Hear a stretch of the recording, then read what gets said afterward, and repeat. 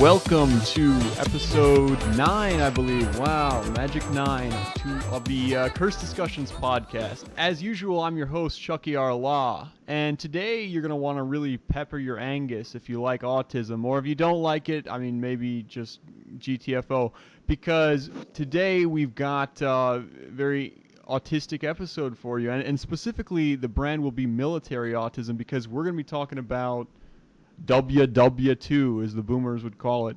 And to talk about this topic today, I managed to dig up some real military-grade autistes, you might say. Both admins of a page called Autistic Defense Memes. So with me today is Mr. Alexei Kuznetsov. Hello, hello. Good to be here.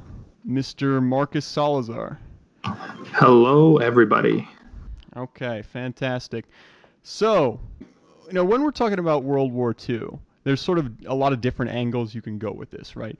Because something that's obviously very popular is to talk about geopolitics of it, sort of the diplomatic maneuvering, and sort of the historical what-if questions. That those can be quite interesting as well. This is a pretty broad topic, but really there are two sort of specific questions that I wanted to cover in this episode.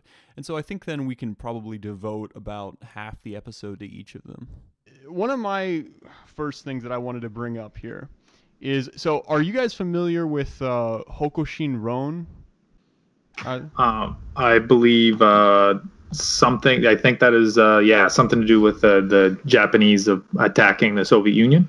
Yeah, that's right. It was basically the Japanese plan to invade the Soviet Union. See, Japan, as you guys know, was at the time, it was dominated by different cliques in the government, and they had sort of competing policy agendas, right? And the two main cliques here was the Army and the Navy, right? The Navy favored, an attack against the United States, which would allow them to, seize a bunch of oil and resources from the European colonial holdings in the Pacific that the United States would normally protect, or that Japan thought they would protect.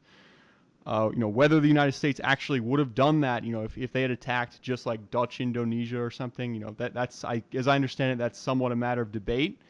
But Japan decided that the U.S. would protect it, and therefore it was necessary, if they wanted to seize those holdings and get the rubber, the oil, all that good stuff that they needed to attack the United States. And that was the historical path they ended up going down.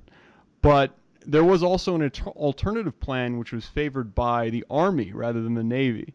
And that plan was to go after the Soviet Union, and that was basically what it was called, Hokushin Ron.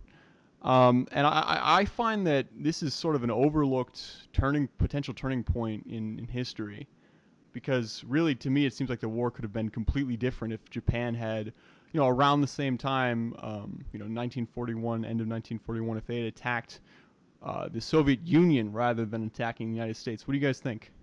I believe one of I mentioned I wanted to take it back a bit further, actually, because this sort of conflict between the Soviet Union and Russia or Japan goes back all the way to the Russo-Japanese War, and so they had been enemies before, and it certainly would have changed a lot of things. And there was actually a moment, I believe, in mid 1936 or 1936, the start of 1936, where there was an attempted coup. And I think this was the end of what's called the period of assassinations, where it might have been this same clique, the army group, or at least traditionalists more favorable towards attacking the Soviet Union, attempted to seize power and fail.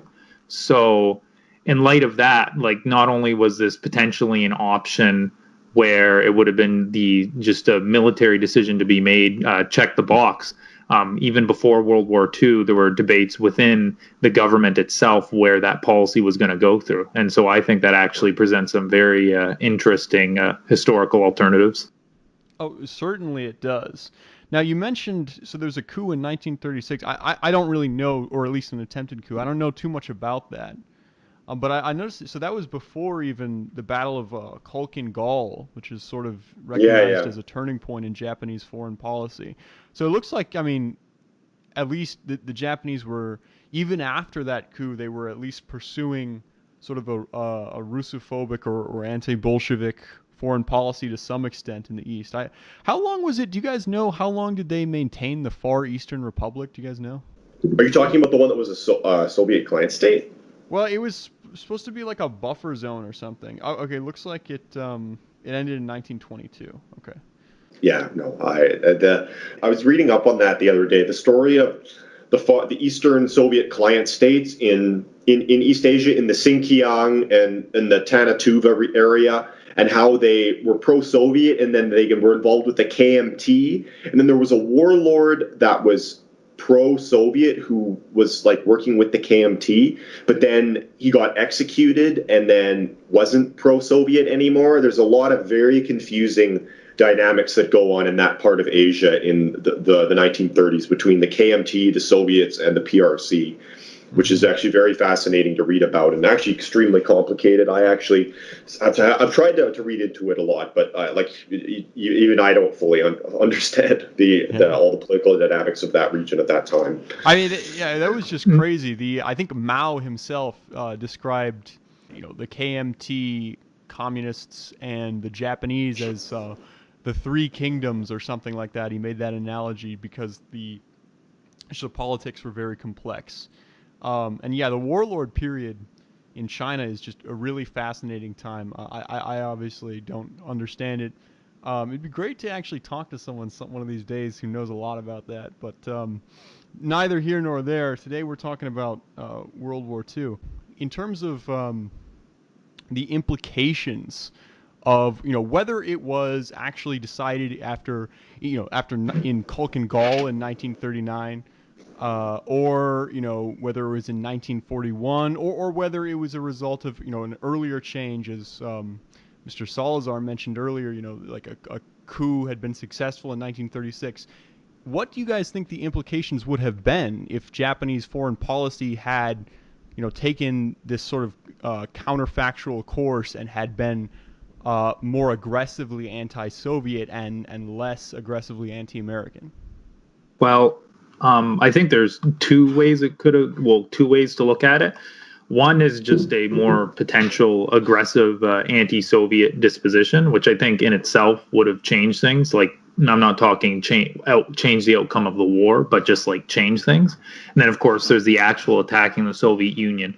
So in the Far East, after they had their little, I shouldn't call it a skirmish, a lot of people died, but it certainly wasn't part of a larger war. So after Kulkin Gall, the Japanese did their utmost to not aggravate the Soviet Union. I believe they signed a treaty with them. Yeah, the Japanese-Soviet Non-Aggression Pact. Yes. I think they also avoided interfering with Russian shipping or shipping destined to Russia, just to keep things on the good terms with each other.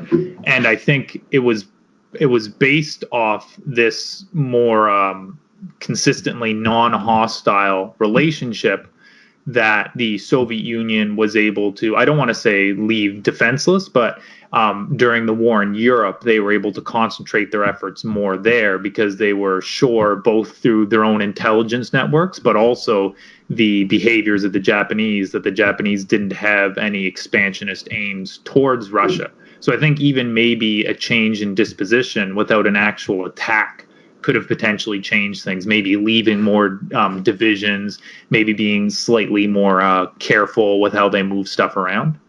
Do you have anything to add there, Alexei?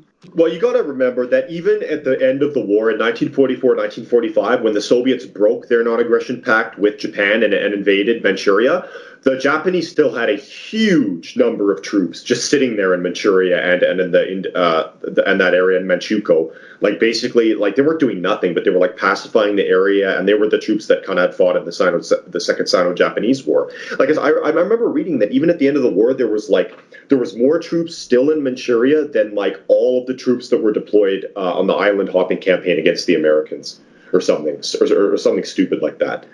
So they had a huge number of troops just sitting there. And I mean, you're right, what if they had attacked the Soviets? Now, of course, we all know that the Soviets had, way better armor in the area. They had way better tanks. They were way more mechanized, even in the early, like in 1941. And that's kind of why I think the Japanese didn't decide to attack.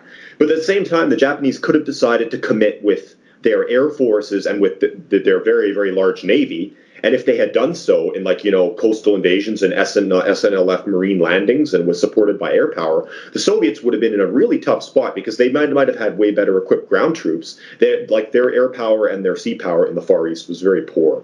Even in 1944, I think they really didn't commit a whole lot out there. So what if those hundreds of thousands of troops had decided to do something? Well, if I can kind of bring this back a minute here. So we mentioned Khalkhin Gol. For the audience, if you're not aware, basically what it was a border conflict, I believe, in Mongolia between the Japanese and the Soviets, if you haven't gathered that yet, in 1939. And this was kind of viewed as basically a humiliation of the army clique's foreign policy aims, because it showed that they weren't really capable of facing the Soviets, basically man to man, straight up in open warfare. But something that has always been confusing to me, and I've read it like a decent amount, I'd say, about this incident, but it's never been quite clear to me why this was regarded as such a humiliating defeat that caused Japan to sort of drift more towards the foreign policy goal of seizing European colonial holdings, which of course put it on the road to certain conflict with the United States. Because if you look at the actual statistics of the battle, obviously, I mean, casualty ratios aren't everything, but the Soviets took more casualties than the Japanese, and the Japanese were outnumbered, right? And it also seems like the way basically it's not obvious to me just reading about it why this is regarded as such a terrible defeat for Japan and such a great victory for the Soviets. I mean, it seems like it was just kind of an inconclusive skirmish that the Soviets came away with, like, worse casualties, basically. So I don't really understand. One interesting thing about that is the Soviet forces in that battle were led by Grigory Zhukov, who would later become one of the most famous Soviet generals of World War II and the commander of the First Belarusian Front, which ended up taking Berlin. And Zhukov was always known for being a guy who would command his troops and get the job done. But generally speaking, he was known to really not care about casualties. That was one of the biggest problems with Zhukov and troops under his command, especially in Berlin in 45. He sent his army as fast as he could to Berlin, and he didn't care how many casualties he took. And even in 1939, when he was commanding troops in the Far East, you can see that there and how the Soviets ended up taking more casualties than the Japanese did. But overall, through the course of the battle, they ended up taking more territory and overall pushing the Japanese back, even though it was considered to be a stalemate in air quotes. So, if I may speculate too, like, it might be one of those, and I admit this is speculation.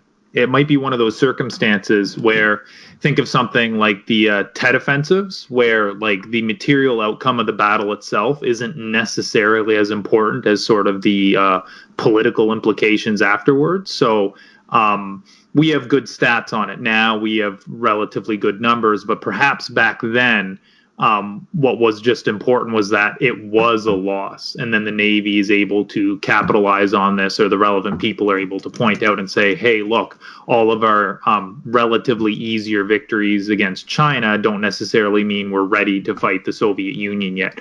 So regardless of the actual material outcome, it's sort of used as a political maneuvering piece. By the way, I think on that note with Zhukov, I believe do they have a statue and like some sort of memorial for him in Mongolia still? I think they have something out there for him commemorating the battle, actually. Yeah, I think actually Putin and Medvedev visited that a few years ago, if I remember correctly, in Mongolia as well. I believe you are correct. But another interesting thing is that Kowloon Gol was not the first border skirmish between Japan and the Soviet Union. There was one in 1938, in July 1938, called the Battle of Lake Khasan. And in this battle, the Soviets took 200, 300 more casualties than the Japanese did. Now, in total, only about 500 Japanese and 800 Soviet troops were killed. But it was still an interesting battle because the Soviets apparently reoccupied a town right on the Korean Soviet border, or the Japanese. I see. Right, and Soviet Korea border. obviously was, basically part of Japan at that point. Yeah. Okay. So yeah, that is interesting. Those are some perspectives as to why Japan might have interpreted Kulkin Gall as perhaps a worse defeat than maybe it actually was, and that could have given credence to the Navy's arguments. Um, There's also worth considering too is I think that naturally speaking, um as successful as their army may or may not have been, Japan would and is fundamentally a maritime power. And Yeah. so you would have had to have produced some pretty impressive results to sort of Well, change that momentum by the time it's 1939 in yeah. Copenhagen.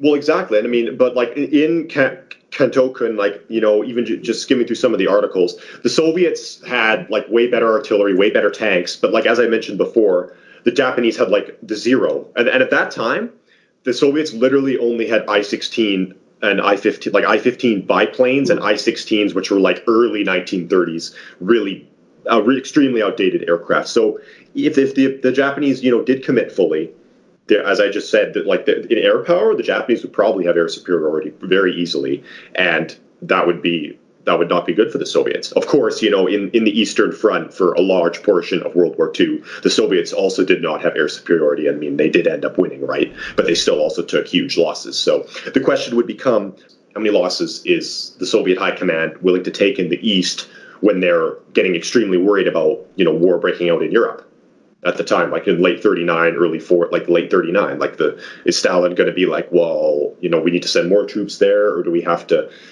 commit more to the East and maybe continue our build up there? It would bring all those questions into consideration. well, Yeah, I think there was some tennis too between Japan and Germany, because I think that Japan actually got quite upset when Germany signed its. I think it non-aggression signed its. pact. Yes, exactly. Yeah, and then of course, Yeah. so that one thing that makes all the speculation more difficult is, despite being an Axis power, like anti-Comintern, there was not really much in terms of communication between Germany and Japan.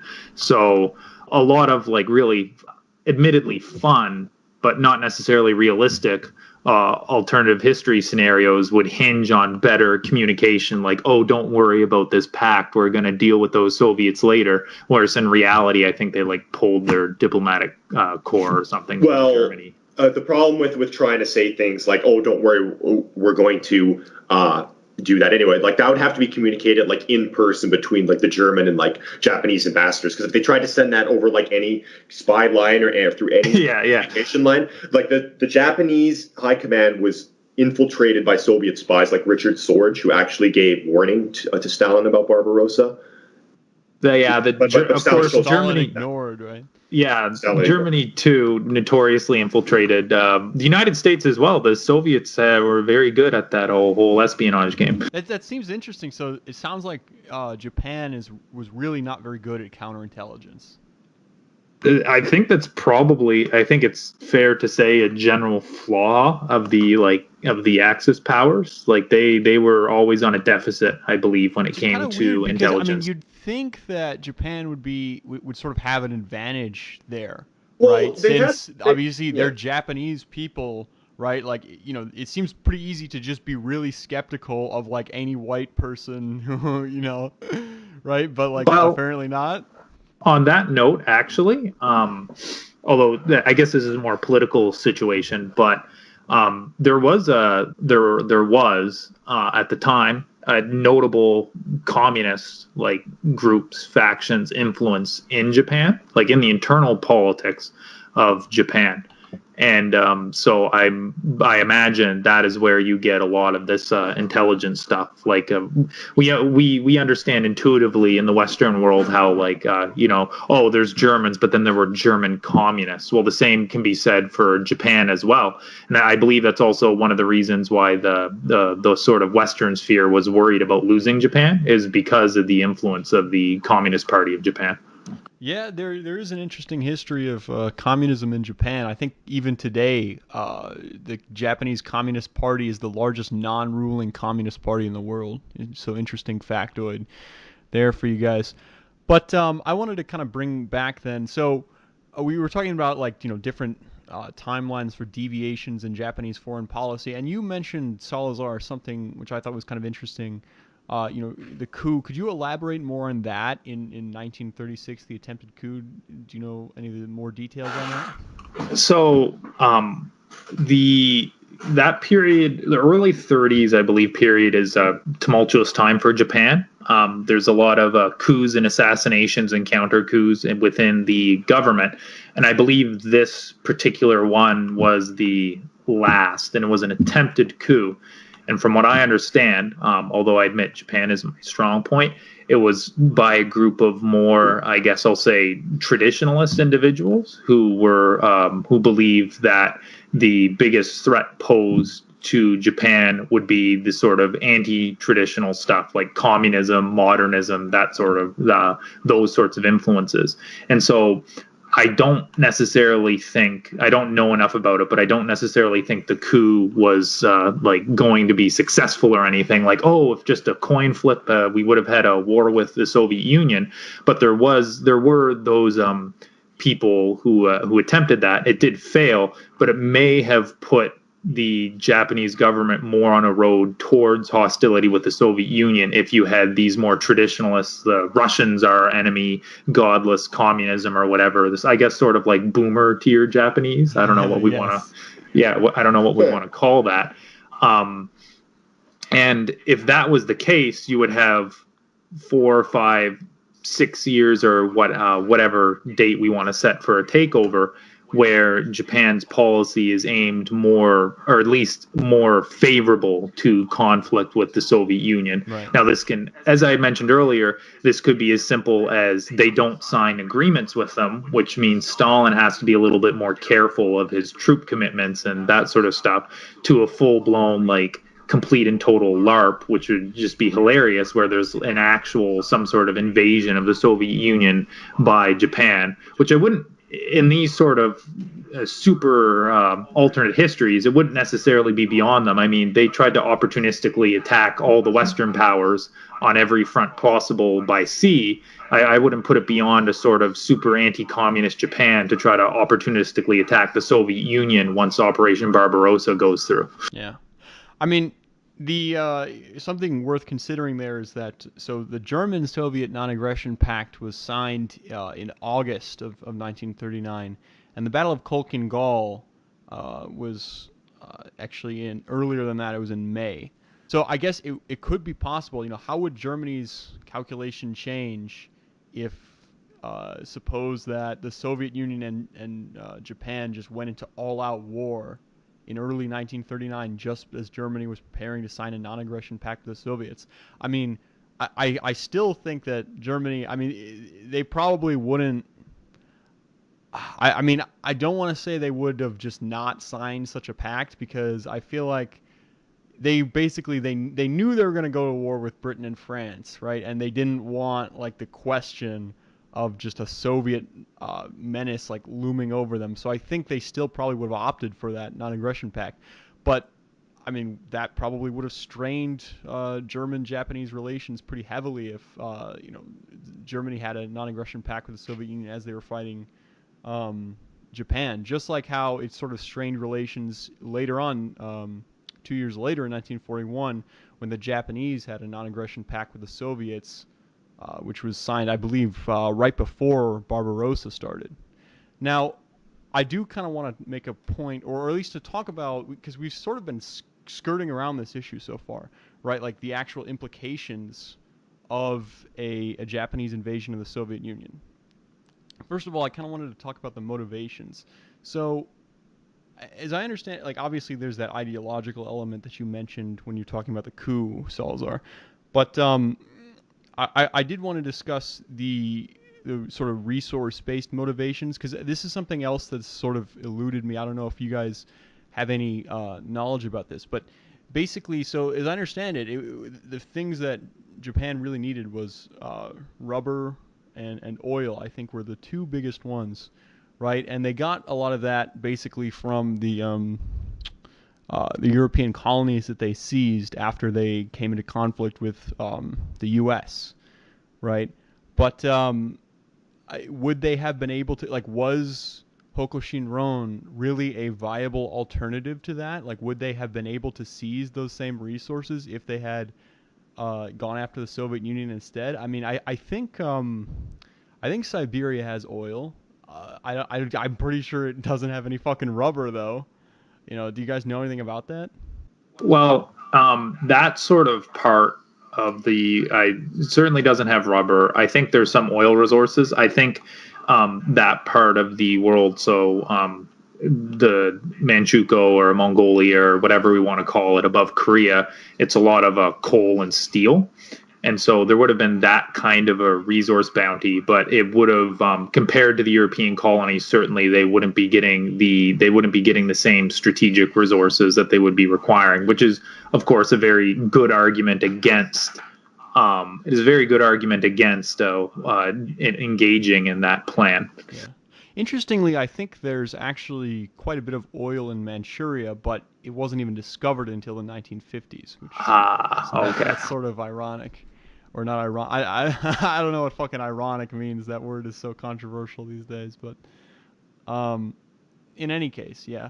So that's definitely like a point against it. But I mean, I think like this has sort of been the elephant in the room for me. Like beyond like any resource considerations, it seems like this could have really changed the course of the war. Just in the biggest sense was that, so obviously Churchill had been really like pushing to get the U.S. involved in World War II for a long time, and this went as far as like actual British agents interfering in American elections, just like how Putin got Trump elected by hacking the election. Yeah, Churchill. Well, yeah, Churchill is hacking the telegrams. Hacked the election. They literally had like paid propaganda stuff to get Roosevelt reelected. I mean, not that he needed America first BTFO eternally. They got eternally BTFO. Yeah, I mean, Roosevelt was very popular anyway, but regardless, and it was kind of an interesting game going on there, where Roosevelt, he basically he was sort of talking out of both sides of his mouth, right? Because he kept promising to Churchill. We're gonna say something? Oh no, go ahead. Continue. He kept promising like stuff to Churchill that seemed like suggestive. He was like cock teasing him basically, and Churchill would say like, "Oh, I think they're gonna really join the war this time," and like, or that's not even a good Churchill. Like he had a fucking ridiculous lisp, but anyway, that's pretty fucking ADHD. Yeah, so Roosevelt, like America was sort of inching closer and closer towards joining the war in Europe, and then obviously they had the excuse they needed after that oil embargo on Japan came to fruition and Pearl Harbor happened, and of course Germany declared war on the United States in solidarity with Japan. But yeah, which is in solidarity with Japan to some extent too. It should be noted. And so I guess I'll use the term "a long time coming" insofar as like the United States' activities. Yes, obviously. Yeah, that would. I mean, I think at that had point, like a quasi undeclared war in the Atlantic. Yeah, like I think occupying Iceland and declaring the like American safe waters, like all the way to Iceland or almost Ireland, like it was pretty fun times. But see, that was one of, I think, Germany's big miscalculations of the war, right? Is that, as I understand it, like they kind of basically thought, right, that when like the U.S. was in 1940, like everything it was doing in early 1941, they thought like, oh well, I guess the America is at war with us. They just haven't declared it yet. But oh no, my friend, America was not at war yet. They had not yet begun to fight. This is not even my final form. Yeah, exactly. It was not even their final form. But the point I was making though was that, so obviously, when Japan ended up attacking the U.S., right, that brought America into war and mobilized it, right, and first and foremost, war against Germany, right? So, because remember, they had the Germany first policy.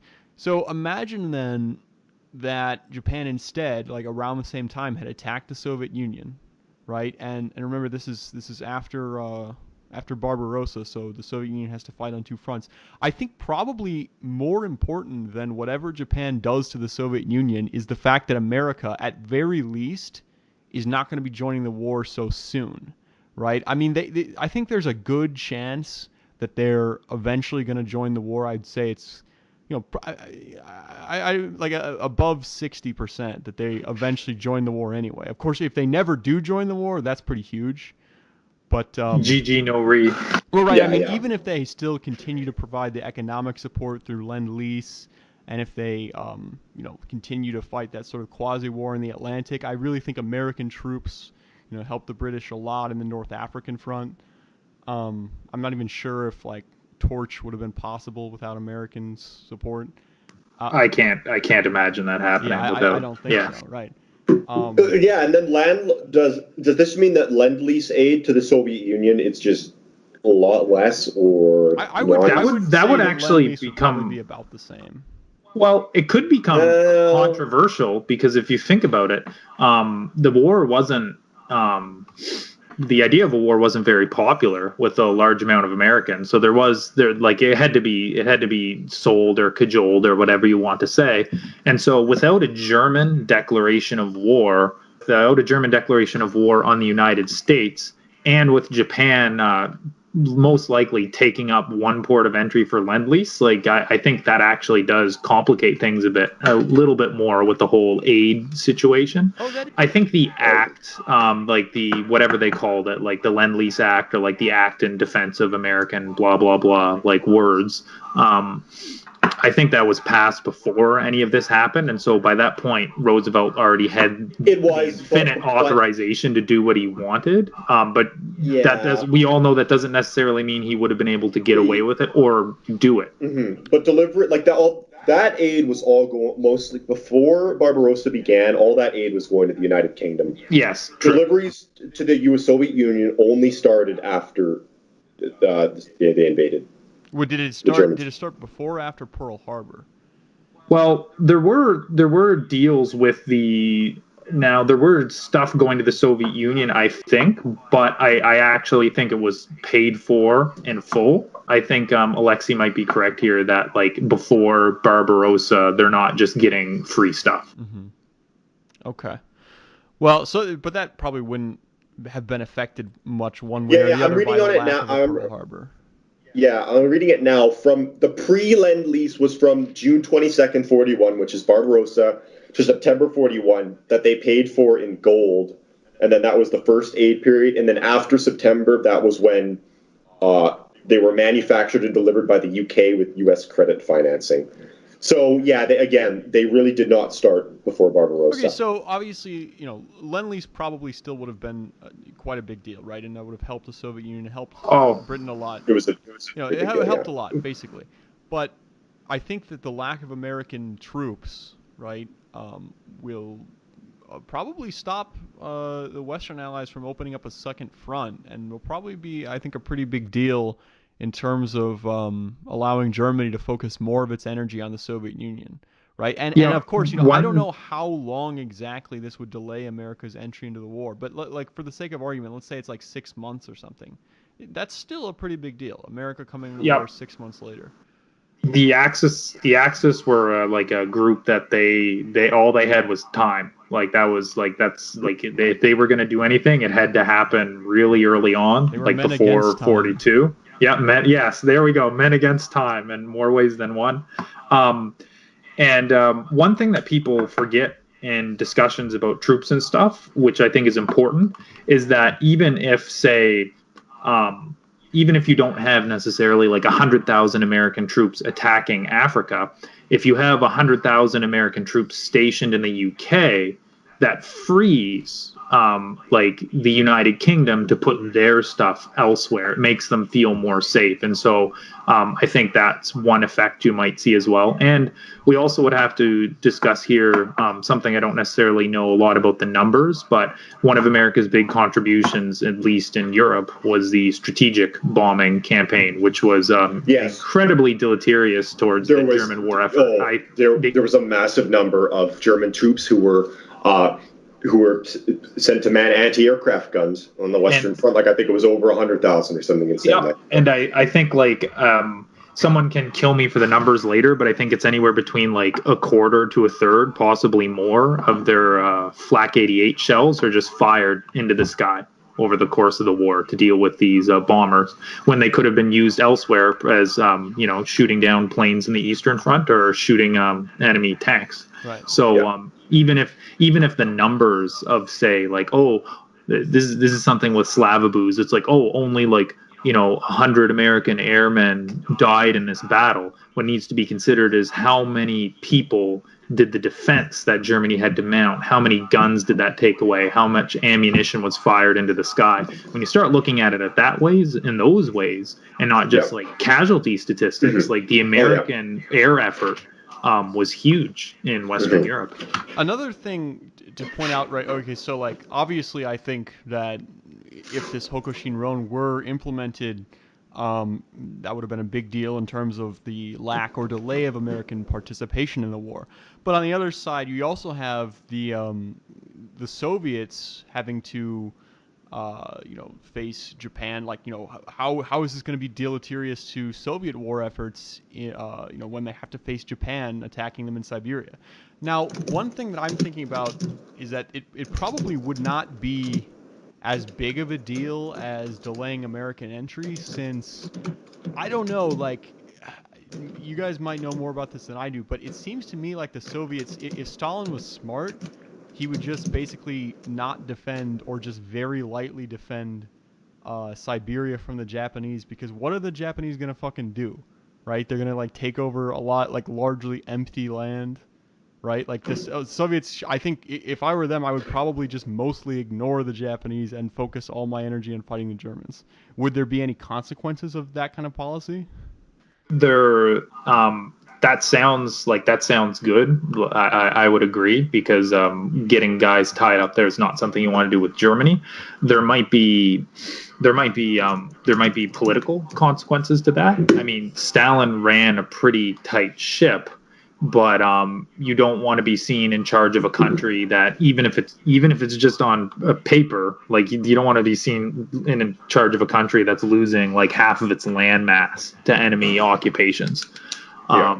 So where I think giving ground would be the good strategy, I think at a certain point that becomes untenable, because you're facing pressure from two sides. You're losing ground on both fronts. And if you're just not going to put up a defense at all, I think that causes problems. The sort of anecdote on that, I forget where I read this. I forget which book, so it could probably be totally false, is the Battle of Moscow, for instance. There was a panic at the approaching Germans, and of course the Germans didn't end up taking the city of Moscow, but there was this big discussion as to whether Stalin and his crew were going to relocate, and they decided not to relocate. So I believe essentially Stalin stayed within like Moscow, probably not like Moscow itself, but essentially within the greater Moscow area throughout that for the duration of the conflict there.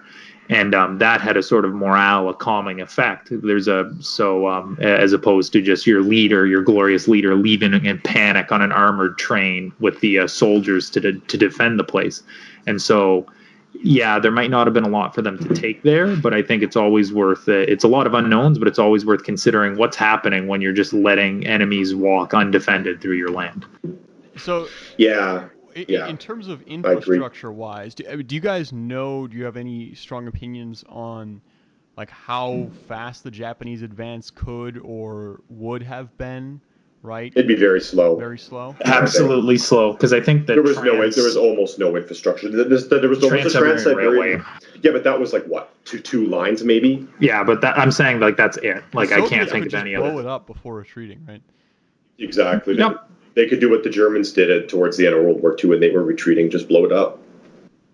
That in itself could be interesting, though, because if the USSR is forced to just straight up say, okay, everything east of this point, we're just blowing it up, and it will take them like 2 years to fix it or come out by horse or whatever, and that in itself kind of cedes a lot of land to Japan, and who knows what they end up doing with that.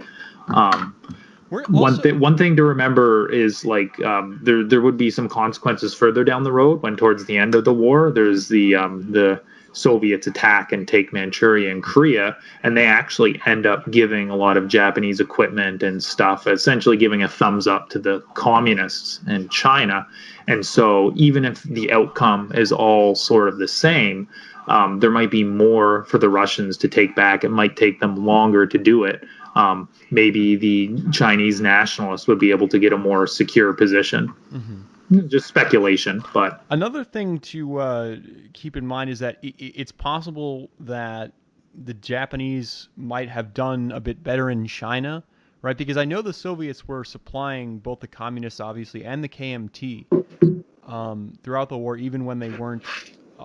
They weren't at war with Japan for obviously most of the war, but I think they were still giving shit to the KMT. So maybe Japan can plug those holes. Although I don't know how easy that would be. Yeah, the war in China is pretty complicated. When faced to deal with this, I just retreat into LARP and say that Germany and China continue their alliance, and then Japan attacks the Soviet Union, and then there's just this China, Japan, Germany nationalist assault against communism. But in reality, a little bit more complicated than that. I think the Germans were actually pretty angry with the war in China as well, because Germany was getting a lot of material, I believe, in return for the training of Chinese soldiers. Nationalist China and Germany were pretty close. Okay, yeah, especially I think earlier on in the 1930s. But so I'm gonna I do want to move on to at least one more topic. We've spent 40 minutes talking about just this. Yeah, I know. We warned you. Yeah. I kind of want to move to a different theater topic as well. I want to say though, just to end this, I'm going to lay this on the line at the risk of my excellent reputation. I think that there's a excellent chance of just straight out Axis victory if Japan attacks the Soviet Union instead of just attacking the U.S. And I know people kind of counter signal that, right? Say not that particularly, but just any sort of one turning point that would make the Axis win. But that seems like that would just solve so many problems for them. It would certainly pose a lot of challenges to the Soviet Union when they were at their absolute weakest. That's for sure. If they did that, though, does that mean that they don't attack Burma? The Japanese don't push into India. They don't do the Azad Hind. They don't that changes a lot of dynamics. They don't, occupy Malaya. They don't threaten Australia. Does Australia even enter the fucking war at all? Think about that. Yeah. Completely forgot about fucking Australia. I mean, one thing, too, is I'm sure during the time period, and I might be letting a little bit of anti-UK bias get in here. During the time period, Britain's the big empire and everything, but looking back, it really was American economic might that pulled a lot of the weight in the Allies. And so, yeah, maybe they don't threaten India, maybe they don't threaten Burma or whatever, but who cares, right? What are the British going to do in the Far East? I guess it frees up people in the West, but... Well, yeah, do the British forces in Singapore and Hong Kong and Malaya, did they just sit there and do nothing the whole war? I don't know. I imagine they probably would have been. Well, I don't know. But see, they come back home, and then how are they going to do a sort of D-Day without the help of the Americans if American entry in the war, as Chucky suggested, is delayed? So, it's pretty interesting. I'll say, okay, so for the next topic, now that we've talked so much about this, I wanted to ask you guys, so this is sort of an interesting question in itself. The diplomacy of the Second World War is pretty complicated, right? There was sort of a lot of playing it by ear with different countries, seeing what would happen. What do you guys think would have been the most useful ally for the Axis that would be a counterfactual ally that they did not actually join the war? Right? What are the candidates? Yeah, I think I actually kind of... Are you thinking the same thing that I'm thinking? Oh, do we want to count and say it at the same time, or? Well, I was going to say, mine starts with a Y. What does yours start with?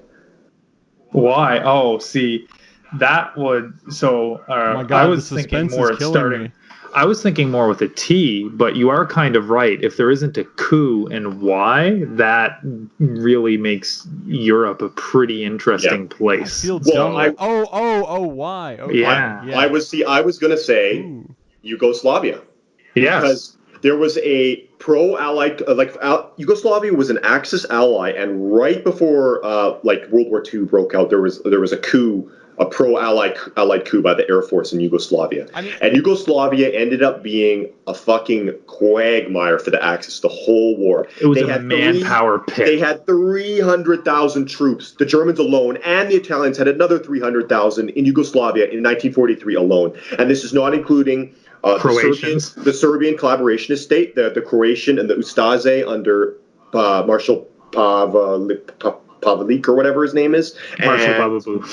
Yeah, him and frickin' and then of course the frickin' the Chetniks too. So none of that happens, and then Tito and the rebels, none of that would even exist or get off the ground if Yugoslavia just entered the Axis. There was no coup, and it didn't break up into all these crazy nations. And that's 600,000 Axis troops, which could have been sent elsewhere, plus 300,000 Yugoslavian troops that could have been fighting for the Axis. Now, so that would have been massive. I want to hold on. I want to add. Those Yugoslavian troops actually were just absorbed into either the independent state of Croatia, which obviously included Bosnia as well, or the Serbian government of national salvation, and ended up fighting for the Axis anyway.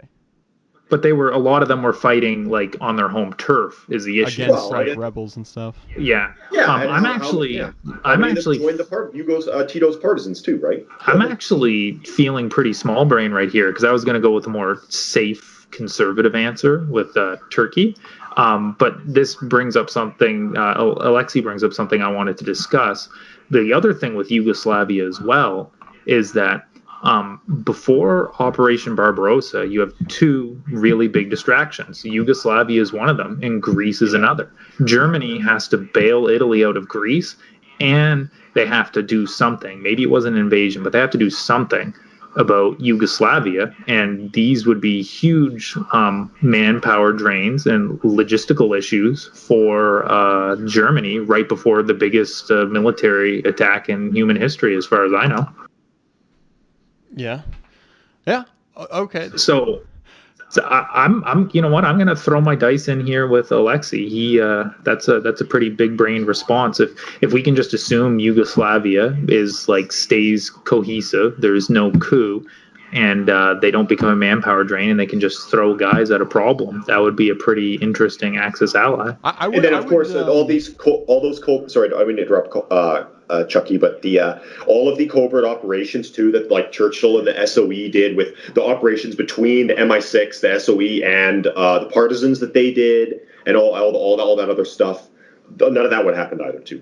So, I wanted to say I found it kind of interesting how, Yugoslavia, although it's sort of if I remember correctly, it was the tripartite pact that Yugoslavia it passed but didn't ratify or something like that, and that was before the coup happened.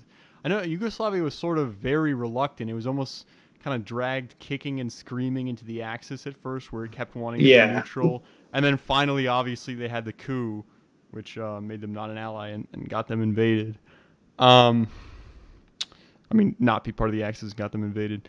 So I just thought that was kind of interesting how, you can compare it to something else like Turkey, where Turkey obviously stayed neutral the whole time until the very end of the war, where they were offered a seat in the United Nations or an important, I think, what was it, the Security Council or something, in exchange for just declaring war on the Axis, and they did, but they didn't fucking do anything. Yeah, I think they also took a little bit of Syria. Never forget. I think they just straight up stole it during World War II. Who did they take it from? They took it from the French. Yeah, I believe they did. Oh, okay. Yeah, well, there's a part. One of the parts of this. When did this happen? Because Syria was under the control of the Allies by the time Turkey joined the war. Yeah, but this was before it. There's a part of southern Turkey or northern Syria, and this ties into sort of ethnic conflicts and stuff today. And there's Turks who are in that region or who are brought into that region. But yeah, I don't know the specifics of it, but I think sometime during World War II, Turkey seized one of these border regions from Syria, and they hold it to this day. Huh? And that was when it was under the control of the Vichy regime. I believe so. Yes. I'd have to double check, but I think that's what happened. Huh, that's very interesting. Another implication Um, for Turkey, if it joined early enough, in 1940, would be maybe they could do something where they support like the Iraqi government when they were fighting, the Anglo-Iraqi War.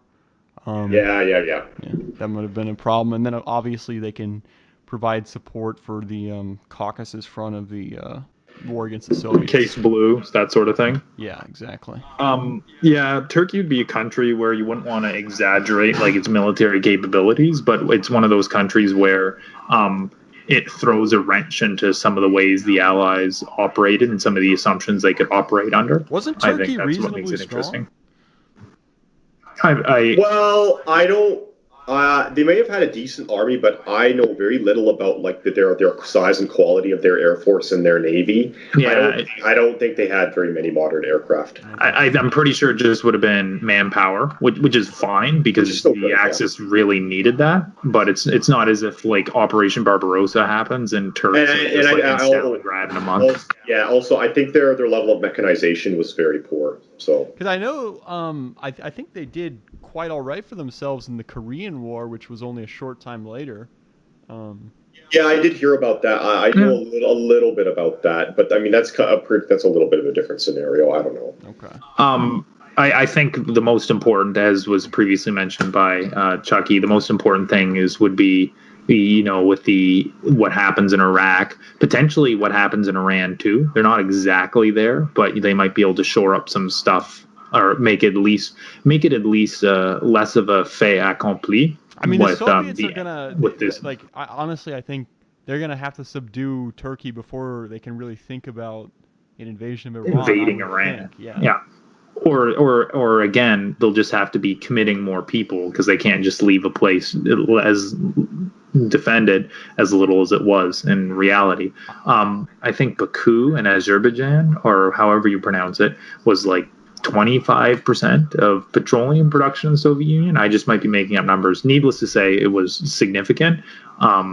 If you look at a map, Germany had to go a very far way to even get close to that. And in fact, in case blue, they almost, I don't want to say almost like right beside it, but the most advanced German units actually could see the Caspian.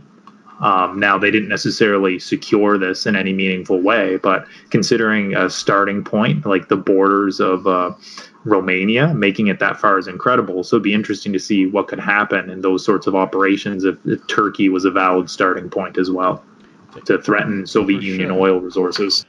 Another Yeah, thing that to would bring they'd up have to worry about is that. that so the Soviet Union. I mean, I don't know a lot about this, but I think like basically so after the Russian Civil War, kind of since then, sporadically the Soviets had been fighting against some sort of some pan-Turkic rebels in a lot of the The stands, yes, the yeah, yeah. stands, right, and especially Islamic a lot of people communists. don't know that you know Azerbaijan, it was, for a long time, it was basically like if it hadn't been communist, like there's a good chance it basically would have ended up as part of Turkey. They speak the same or language. Persia, I think, because I think that Oh, there's I significant minority in Persia Yeah, I too. was going to actually bring that up quickly. This is a bit of a segue or a bit of an off topic, but the Soviets actually set up a Kurdish communist puppet government in Iran that existed for like 1 year after World War II.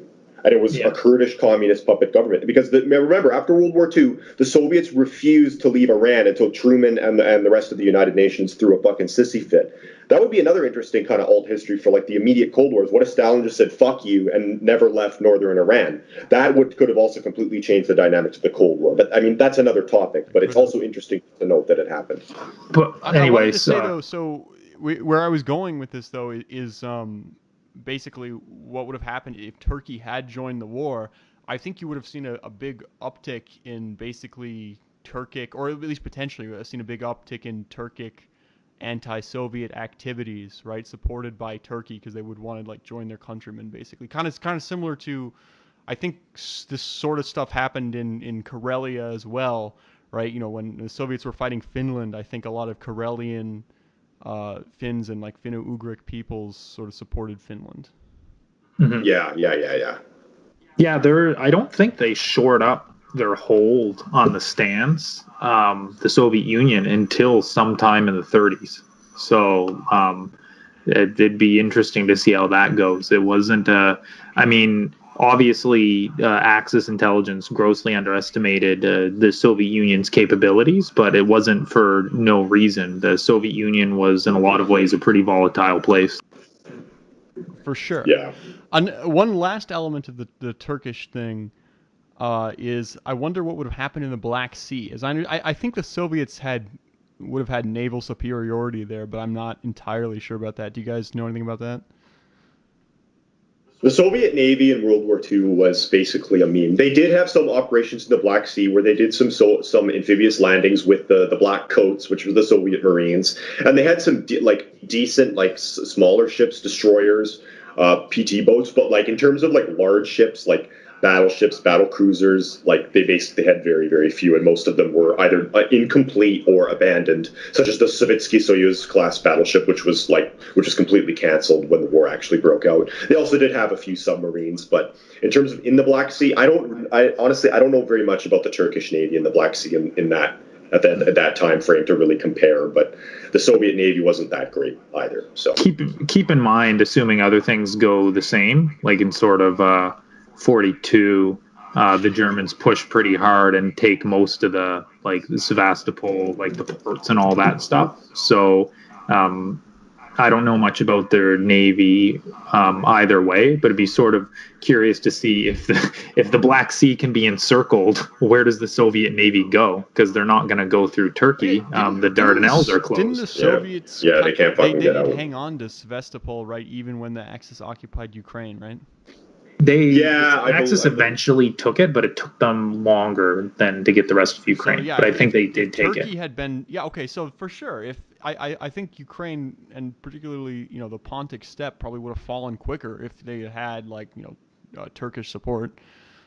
Yeah, it's always at that point if they got involved in the war that early. Yeah, probably.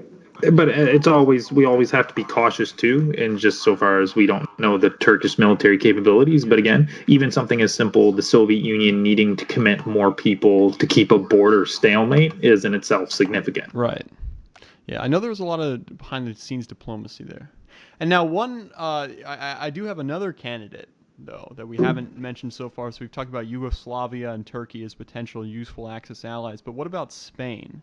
Right, this is one that probably came almost the closest. Oh, you sound kind of skeptical there, Alexei. You don't think Spain would be useful? Because I think that Spain's military was incomplete. Like the nationalist military, what was remaining of it was extremely depleted by the end of the Civil War. I think that they didn't have a lot of manpower left. They had almost no equipment. I mean, most of their equipment was given to them by the Germans and the Italians anyway. But by the end of the Civil War, like their morale and their manpower was low and their infrastructure was totally fucked. And unless Germany and Italy gave them even more frickin' aid, I don't know how much manpower they would actually be able to seriously mobilize. But what about the Spanish Navy? La Marina Española que está luchando. La Marina Española que está luchando. One problem with Spain as an ally, although we didn't really discuss this with Turkey, so maybe our discussion there wasn't that great. But Spain as an ally opens up the possibility of if they're just a straight up ally, what happens to their country, because it's the peninsula, the Iberian Peninsula would be pretty exposed in a way that I don't think the rest of Europe was, German occupied Europe, because they did the torch landings pretty fine. Now imagine a similar landing in Spain. Iberia instead of North Africa. It's like instead of Morocco at first. Well, maybe. I don't see how would Spain defend itself in 43. I guess. Yeah. Like, what would it's a lot of complicated stuff. But I'm kind of with Alexei on this one. That I mean, they'd have manpower to offer, but the country was in pretty bad shape. They sent some volunteers, like the Blue Division, Azure Division, but I'm not sure. Yeah. Well, the Blue Division, they performed pretty well. Pretty well. Yeah, and that was one division, so maybe like 50 to 100,000 troops, and that's still pretty good. Do you guys know though if Like, Well, okay, that's to yeah. me it seems like the biggest thing the Spanish would be able to contribute, right? Because so obviously, I mean, they could help a little bit, like attacking France, but I mean, Attack Gibraltar, close the yeah, strait. well, that's Yeah. the Oh, thing, right? yeah. Like, I mean, That's the thing. attacking France is kind of a meme because I mean, Germany didn't have any trouble with that anyway. But like closing the strait and attacking Gibraltar, that seems like that could potentially be like a really big deal if they're able to do it. Because I mean, the British, they can't get troops from like Australia or whatever, right? They can't get troops from India. Um, That is interesting. One thing worth considering is if that happened, would it just be, the Allies, they pack up their toys and go home? I think it probably would have just changed their strategic focus. Like, okay, we need to reopen the strait. We need to consider like an attack or something like that. And I'm not sure their capability of holding it if they're getting strangleholded like that, the Allies. But it is true, and what it would do is it would come at a very early part in the war, like I'm assuming like 41, 42, when the Axis still kind of have a chance at doing something. Because once you get into like late 42, 43, it's just kind of how long until they lose. But yeah, after if Stalingrad, I think is the consensus, or at least the meme. it is the meme consensus. It's probably before that, but regardless, if it'd be interesting to see what Yeah. Some happens in people. Africa with if they had to like open up the straits Yeah. to support their people afterwards. Some people even think that the Germans had lost the war as early as not taking Moscow. Now, I don't know if I believe Oh, that. I don't. Yeah, I think that's a bit of a stretch. But other people say it was Kursk, right? And that's a that's a fair bit late, assessment. but that's a bit late, I think. Well, no, in mid 1943, they still had the initiative. Like that was before Italy was taken out of the war. So, I mean, I don't know. Okay, Excuse me, the Italian Social Republic had a lot of contributions, okay? I don't know. I'm 40. I'm kind of with Manstein on that one. Like by that point, like you're just gonna have to do counteroffensives to Soviet movement, because I just think the manpower and the equipment shortages by the time you get to Kursk, like Kursk was a big, fun one last hurrah, but let's be honest, like it's not like it was not like Kursk was gonna change anything unless somehow like magically someone waves their wand and the entire Soviet government collapses or something. I'd probably said it. I'd probably said it before Stalingrad and before Kursk. Okay, Yeah. well, I've got one more contender, which I think will Portugal? prove to be the best contender of all. It is Ireland. Oh yes, I like where this is going. Oh yeah, yeah, that's a really good one too. Actually, I know that's going to be an obvious favorite of yours. Yeah, what if like, oh my God, that if they join the Axis, they just paired They their joined it right German. before the Battle of Britain. And the Luftwaffe starts doing bombing runs out of Dublin against like Liverpool. Oh my God, and then they just yeah they paradrop like a fuckload of troops there and invade Northern Ireland. Holy shit! See, one of the problems, like Sea Lion is a total meme because it's just like, okay, like you're not going to get through the Royal Navy. And even So if they could do tons of paradrops though. yeah, right. But even if you get through the Royal Navy, okay, what are you going to do? You're just going to get in England and starve or something like that because you're not going to be able to sustain logistics. But with Ireland as a base of operations, like oh boy, those perfidious Albion better watch out, because then you right. have an entire island at the disposal of the Axis for logistical purposes, for stationing troops, for running planes. And actually, to sort of bring it back to real history, I think that I think in the Anglo-Irish Treaty, one of the contentious points for the Anglos is they had to give up. I think they had to give up these strategic ports in the south. Well, the treaty ports were the British were allowed to occupy them for like a limited. I forget how many years it was. I'm not sure if they were still around by World War II. And but here's the thing. I think that Churchill and some of these folks got really butthurt because if I remember correctly, by the time World War II comes along, they don't have access to these ports. So it'd be kind of like super insult to injury. Ireland joins and they give access to these ports to the Germans. Yeah, I mean, I think okay, yeah. like This kind of gets into I think would be Yeah. the most like all or nothing of these potential Well, contenders. because So if Ireland, and it would come down basically to timing. It like really 6 really down to months. You timing. got 6 months to make something happen. So if like this goes as well as it could, like optimally, like this could be just totally huge, which would be like Britain getting knocked out of the war with like if Germany is able to use Ireland as a staging ground and be is able to do better, and somehow like if Britain gets knocked out of the war, in my opinion, the war is pretty much over. Especially if it's before America joins, right? Like I mean, what is America gonna join the war if Britain's not in it anymore? I think probably. I don't think so. One thing, remember, one of the top accomplishments of the United Kingdom during World War II is being a giant like aircraft carrier for American goods, Yeah. American soldiers and stuff. This sort of one thing we'd have to discuss too is German naval policy. It'd be an invasion of Ireland from the United Kingdom, I think, would open up a huge can of worms. Like there's a potential of them getting crushed. There's a potential of having this sort of protracted civil, civil war or uprising style things going on. Like Ireland has a history of that. I think a more realistic assessment of interesting factors could be submarines, because German submarines being able to use Irish ports to go out into the Atlantic would probably be safer and a more viable thing in a long term, assuming the United Kingdom can't seize Ireland. But then that kind of brings into the question of like German matters. naval. Yeah. If the Ireland joins at like the wrong time or maybe even the right time, then none of this even fucking matters because it just gets occupied right now. And to be fair, that still does mean like Britain probably has to deal with another guerrilla war in Ireland. Although I think they're probably going to be a little bit more no holds barred than the last time. I mean, don't get me wrong. Obviously, the Black and Tans did some pretty like extremely fucked up shit. In World War II, I think it might have been just on another level. If it was like Ireland is like an Axis power that they've conquered and now they're fighting a guerrilla war there, I think it would have been just like the Irish people would not have had a good time.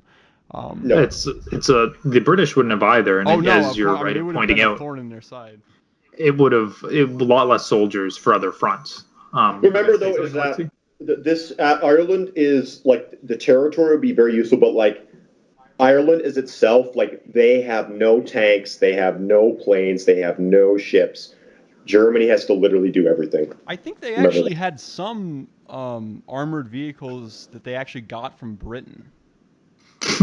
It was like probably like 3 armored cars, like something like that. A new like historical literary stabbed in the back theory. So in World War I, but this is the World War II stabbed in the back. Thanks for the stuff, Anglos. Okay. Well, I'll put it this way. I mean, I think for sure if Germany somehow had been able to like prevent the UK from reinforcing Northern Ireland, the Irish Republic had like the Irish Free State had enough shit to like take that by themselves. It is a pretty all or nothing scenario like that. I think even if it doesn't change the outcome of the war, it would certainly change a lot of things in history. So it's pretty interesting. Fantasies aside, I don't know if it would have done anything to the outcome of the war, but like just imagine the sort of Irish national conscience if they had another guerrilla war to fight against the United Kingdom. I wonder what everyone in the United States would have thought, like all these East Coasters, good Irish boys or whatever, that the United Kingdom is attacking Ireland and occupying them yet again for some war that we're not really involved in. Mm-hmm, that's a good point. Yeah, maybe FDR loses the Irish vote or something like that. That's an interesting perspective. That might actually be one of their biggest contributions, is the Irish vote in America, their influence there. Okay, I do want to say though, I think Ireland, in seriousness, obviously it's a great country and everything, but I don't think that it would be like one of the top contenders for best Axis ally. I think though it's a meme, but it's a good meme. Yeah, exactly. I think it'd probably be, as you guys said, maybe Yugoslavia or possibly between Turkey. But is there any other country that we haven't talked about so far that you think is at least worthy of mention? I was going to mention. I mean, it kind of goes with the Spain thing, but Portugal, because you think, oh, Portugal is. I mean, but Portugal has like they had a ton of colonies in Africa. What if those all go Axis? What does that Angola, do for Enosa. Angola and Mozambique? Like, what if those go, Axis and start attacking South Africa or something? And then, in addition to that, everyone forgets about the Azores Islands, but the Azores Islands, which are off the coast, kind of off the Portuguese coast to the north, they were a very important base for anti-submarine planes and like transport planes, to Allied transport planes to base out of. And if the Allies didn't have the Azores, that would mean that like their anti-U-boat cover and their like anti-ship cover and recon would be even worse than it already was. So that might make the U-boats more effective, which would put more strain on the UK, in addition to all the Portuguese colonies attacking the nearest Allied colonies in Africa. I feel like So that would kind that of would go. be pretty. I Yeah. was gonna say I think that would kind of go together with Spain, right? Like if Spain Yeah. joined the Axis, I feel like Portugal, it might Well, just kind of come along with. I don't know. I mean, Portugal did. maybe. They did during the war. This is kind of interesting. Even though Salazar, your namesake, Mr. Salazar, is Yes, yes. somehow is often. I mean, well, it was basically sort of semi-fascist or Yeah. just kind of Clearly. Axis leaning, we'll say, Yeah. in ideological inclination, but geopolitically, it kind of favored the Allies, right? Didn't they allow the British to? They were pro UK. Right, Yeah, they were pro exactly. UK. That very, very old Very alliance. old. And Very old. yeah, Salazar's general assessment about how the course of World War II was going to go was correct, and I think that's why he threw his weight in with the Allies. I don't think is not like we're going to invade or anything like that, but yeah, they offered a Yeah, lot of Portugal did not contribute any troops. Unlike, yeah, but they ironically, Brazil contributed. yes, yes, which is but hilarious. Portugal did offer their islands and that sort of stuff, which is very interesting. But a sort of Iberian package for joining the Axis would be interesting. One thing to consider is maybe Finland kind of held its ground and maybe if they were more like a sort of more aggressive Finland, that could be interesting. I mean, they're a small country. There's not much they can do. But I mean, correct me if I'm wrong. they did. Correct me if I'm wrong, you guys. But they get back their old territory and they kind of sit on it and they don't really cooperate with Germany that much in the early war. I don't think that's fair. Actually, I would say so. Finland, they tried to take Murmansk along with Germany, which would have been a blow for the Soviets. It would have been good. They tried also during the siege of Leningrad. I think they played an important part where they were helping Germany cut off, obviously St. Petersburg. They also, I mean, I think Finland was a serious participant. I don't know that you can really ask them to give more than they gave. Fair. What I was going to lead this into though was the Scandinavian countries. Yeah, I was literally about to say like a Sweden. Yeah. Yeah, exactly. Because no, I'm not going to lie. Sweden actually had a fair number of tanks, their own domestic armored vehicle and tank industry and firearms industry, in addition to having also some aircraft. And I know they did supply the Axis in Germany with a lot of iron ore and a lot of raw materials, but if they actually committed their military, that could be a serious threat to that they could contribute all their troops to attack through Finland, the northern front of the USSR and the rest of Europe. Yeah, or Leningrad even. Fuck, they could have taken St. Petersburg, Leningrad.